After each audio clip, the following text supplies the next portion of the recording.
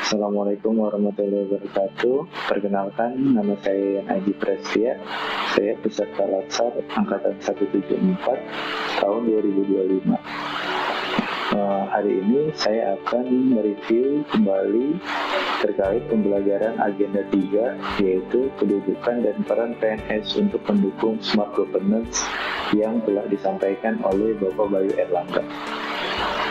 Nah, pada penyampaiannya, beliau menyampaikan dengan sangat interaktif, kemudian sangat tidak membosankan pada saat penyampaian materi, sehingga saya bisa menangkap dengan baik apa yang beliau bicarakan. Nah, terkait sama manajemen ASN dan SWOT ASN, kita itu diharapkan bisa memahami apa kedudukan, peran, hak, dan kewajiban, kemudian kode etik dalam manajemen ASN. Untuk smart ASN itu, kita itu bisa mengimplementasikan kemampuan dari kecakapan digital pada era saat ini. Gitu. Nah, apa sih dasar hukumnya? Nah, dasar hukum terkait manajemen ASN itu ada UU 20 nomor UU 20 tahun 2023 tentang ASN, kemudian ada PP nomor 11 tahun 2017, kemudian ada Permen PAN nomor 3 tahun 2020. Nah, itu adalah dasar hukum manajemen ASN yang saya pelajari dari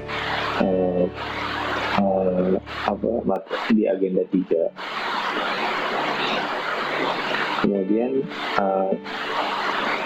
terkait manajemen ASN itu kita jadi memahami apa sih ASN itu gitu. ASN itu kan ada pegawai negeri, kemudian ada P3K, Nah, kemudian peran ASN itu apa sih gitu. Jadi peran ASN itu sebagai perencana, pelaksana, dan pengawas penyelenggara tugas umum pemerintahan dan juga pembangunan nasional gitu.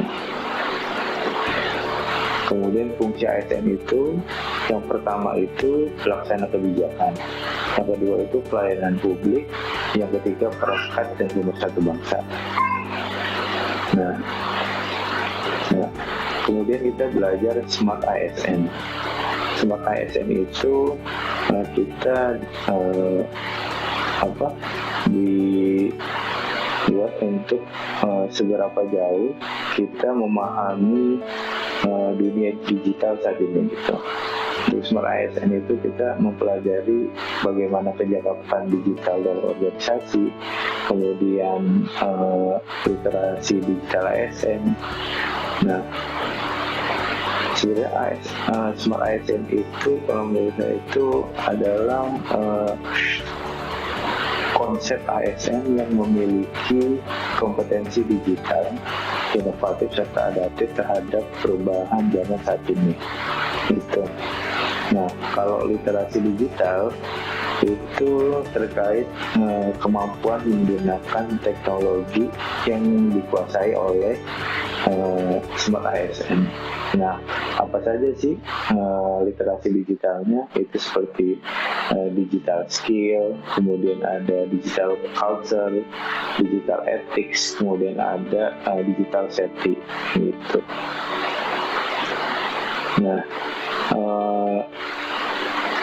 kenapa kita perlu memahami atau mengapa kecakapan ini itu perlu dalam suatu organisasi?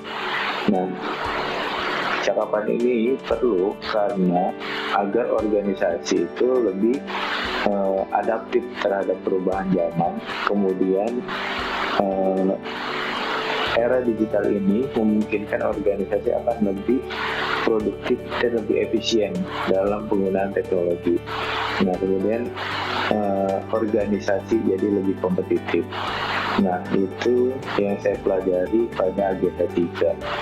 Nah, selain itu juga yang saya pelajari adalah istilah-istilah baru di dunia ASN terkait sama Smart ASN ini yang disampaikan oleh Pak Bayu, seperti TBC, itu tidak bisa komputer, kemudian SPBE, sistem pemerintahan berbasis elektronik, atau yang diplesetkan menjadi SPBK, gitu, sistem pemerintahan berbasis komputer.